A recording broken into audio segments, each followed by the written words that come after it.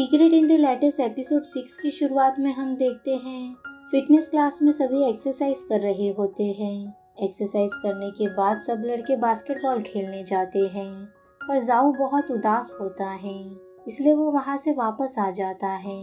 इसके बाद उनके टीचर एक स्पोर्ट कंपटीशन का अनाउंसमेंट करते हैं और सॉन्ग इंचार्ज बनता है। सॉन्ग सबसे कंपटीशन में पार्टिसिपेट करने के लिए कहता है। जाओ उसकी बात नहीं सुनता और कोई अच्छा रिस्पॉन्ड भी नहीं देता। शियान को स्कूल की छुट्टी में वापस वो लड़की मिलती है। वो लड़की शियान को एक जार देते हुए जाओ को देने कहती है। शियान को बहुत बुरा लगता है कि उसे फिर से ये सब करना पड़ रहा है। फिर हम देखते हैं जाओ अपने घर पर होता है। वो अपने रूम में बैठकर लेटर में जो लिखी हुई राइटिंग है उसे मैच करके देखता है और मुस्कुराने लगता है।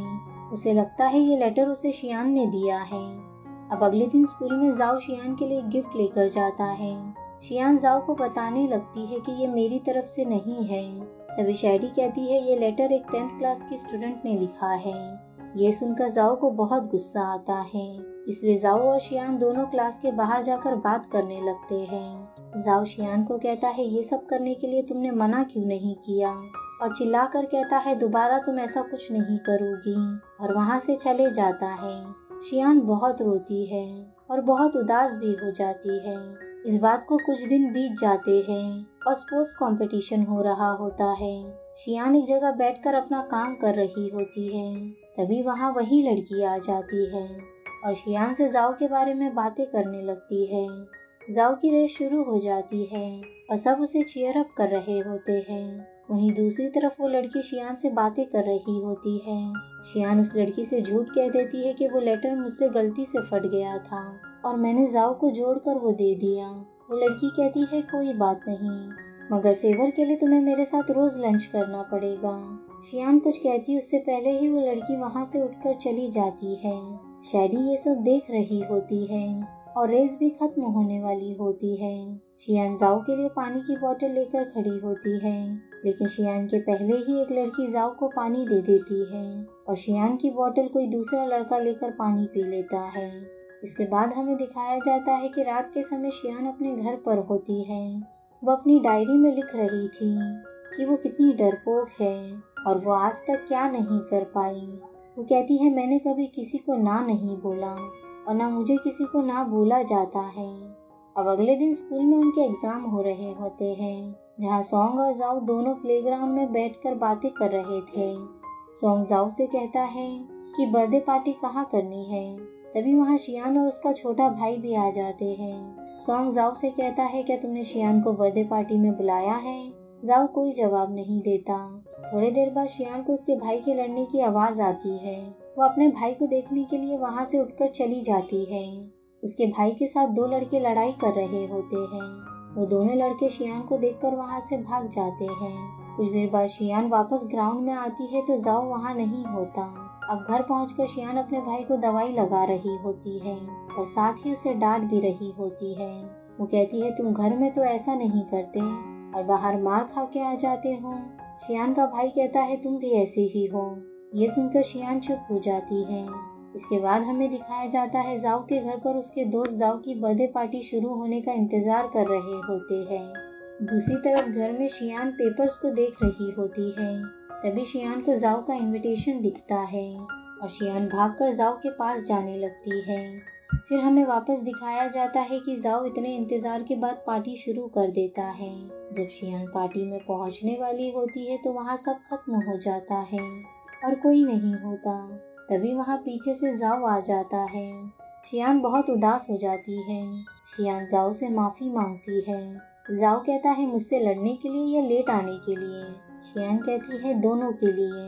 जाओ शियान को माफ़ कर देता है और एक केक का पीस लाकर उस पर कैंडल लगाता है और वो दोनों बर्थडे सेलिब्रेट करने लगते हैं। शियान जाओ को अपने हाथ से बनी हुई एक पेंटिंग गिफ्ट करती है और जाओ भी शियान को एक गिफ्ट देता है जो कि एक मोबाइल फ़ोन होता है। शियान फ़ोन लेने से मना कर देती है, लेकिन जाओ कहता है अब मैं और डिस्कनेक्ट नहीं रह सकता। ये सुनकर शियान फ़ोन ले लेती है। फिर शियान अपने घर पर आती है और फ़ोन चला रही होती है। तभी फोन चलते वक्त गलती से जाओ को कॉल लग जाता है।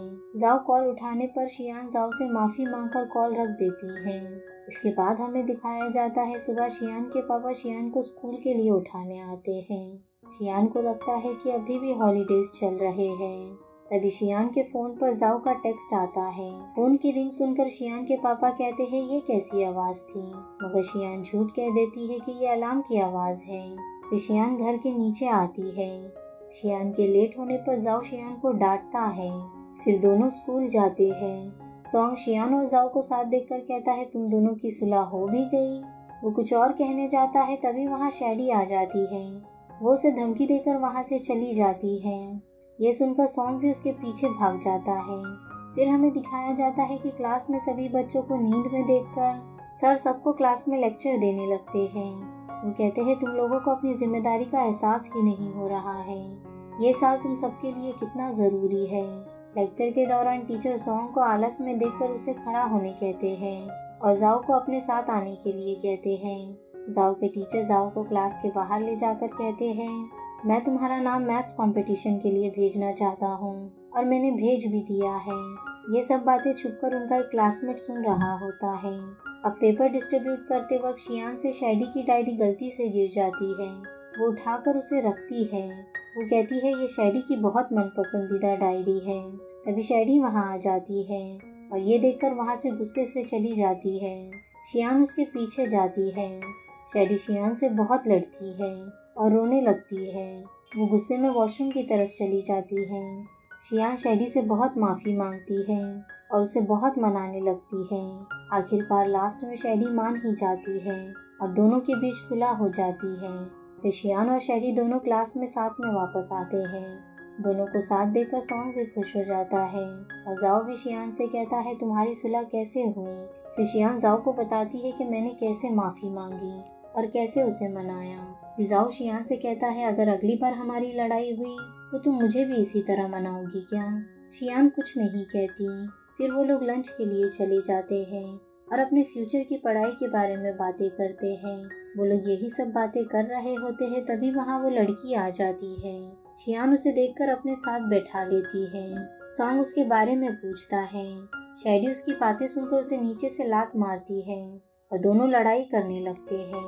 फिर सॉन्ग और जाओ दोनों उठकर वहाँ से चले जाते हैं। शैडी और वो लड़की आपस में लड़ रहे होते हैं। शियान ये सब देखकर शैडी को वहाँ से जाने के लिए कहती है।